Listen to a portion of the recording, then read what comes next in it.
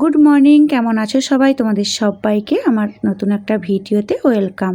আজকে জানো তো শনিবার, আর শনিবারে আজকে আকাশ আর বৃষ্টি, স্কুল কিন্তু ছুটি। তাই জন্য আজকে ভাবলাম চলো ওদের যখন স্কুল ছুটি তাহলে রান্নাটা একটু দেরি করে বসাবো, আর এদিকে সকালে ওদের জন্য একটা জুস বানিয়ে দিই। এই জুসটা কি বলো তো, এটা কয়েকটা বিটরুট ছিল আর পাকা কলা ছিল, তাই জন্য ভাবলাম বিটরুট, পাকা কলা, খেজুর, কাজু বাদাম আর ওই দুধ দিয়ে ভালো করে একটা মিক্সিতে ঘুরিয়ে একটা জুস বানিয়ে ফেলি। আর এইটা হেলদিও আছে আর ভালোও লাগে খেতে। ব্যাস, এদিকে ওদেরকে জুসটা খেতে দিলাম, আর ওদেরকে খেতে দিয়ে কিন্তু ওদেরকে পড়তে বসিয়ে দিয়েছি। যেহেতু আজকে শনিবার আর ওরা বাড়িতেই থাকছে, তাই জন্য ভাবলাম মাছও রান্না করি, কারণ মাছ না এমনি অন্য দিনে রান্না করলে ওরা না খেয়েও যায় না আর নিয়েও যায় না, এই জন্য সমস্যায় পড়ে যায়। কি করা যাবে আর বলো, ওই নিজের জন্যই রান্না করতে হয়। আর আমার না মাছ খেতে খুবই ভালো লাগে, মাছ না হলে আমি একদমই ভাত খেতে পারি না।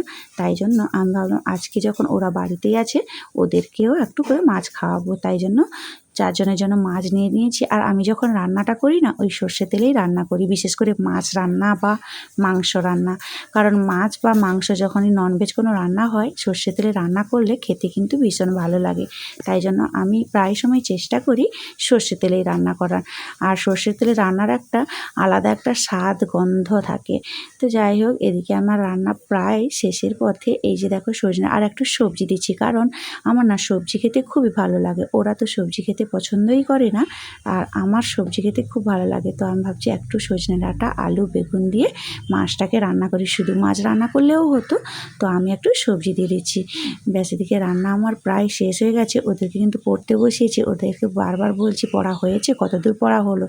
তো চলো, এখানে রান্না প্রায় আমার শেষ। আর হ্যাঁ, আর কি বলো তো, আমি না ওই মাছের তেল চচ্চড়ি খেতে কিন্তু খুব ভালো লাগে। তাই জন্য ফ্রিজের মধ্যে দেখলাম একটা তরকারি রান্না করছি, আর দেখি ফ্রিজের মধ্যে তো মাছের তেল ছিল। এই তেলটাকে এই চর্বি দিয়ে কিন্তু রান্না করতে, আলু বেগুন দিয়ে খেতে কিন্তু ভালো লাগে। ব্যাস, ওই চর্বিটাকে যখন গরম ভাতের সাথে খাবে, আর আমার মতো যারা এই চর্বি তেলের মানে মাছের তেলের চচ্চড়ি খেতে ভালোবাসো কমেন্টে কিন্তু জানিও।